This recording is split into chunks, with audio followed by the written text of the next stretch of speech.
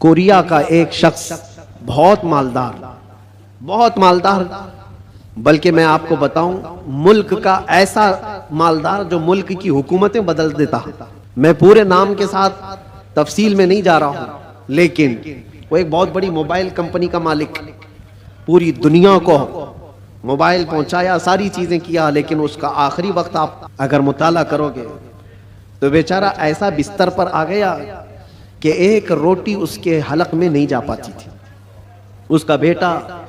اس کی جگہ لیا، لیکن ڈاکٹرز کی جو فیس بتائی جاتی ہے نا، جو خرچہ ہوتا ہے، وہ ایک ڈاکٹر کو پر ڈے وہ لوگ 1 کروڑ روپے خرچ کرنے کو تیار تھے کہ کوئی اس کو بستر سے اٹھائے بٹھائے، مال کی کوئی کمی نہیں، سمندر جیسا ان کے پاس پیسہ، ان کا حساب نہ ہو، بے حساب،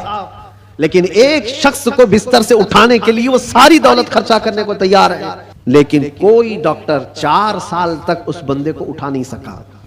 وہ کوما کی حالت میں رہا، جس حالت میں رہا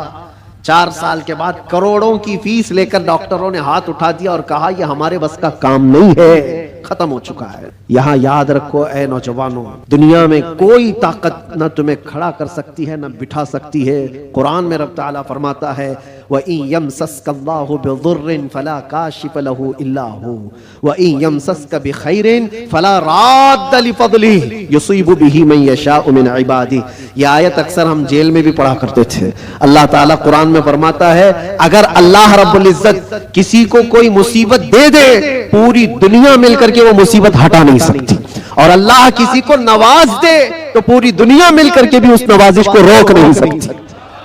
نہیں روک سکتی۔ اور یہ سارا اطمینان قلب اسی بارگاہ میں موجود ہے،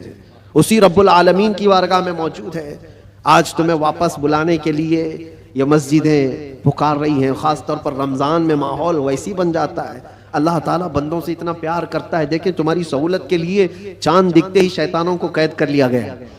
کہ کوئی نہ آئے ان بندوں کو بہکانے کے لیے۔ صرف شیاطین کا ہی نہیں، حدیث پاک میں ملتا ہے جو سرکش جنات ہیں ان کو بھی قید کیا جاتا ہے،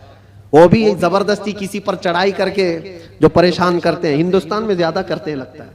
کیونکہ یہ جو آصف آتے ہیں، کیونکہ بابا یہاں زیادہ ہیں،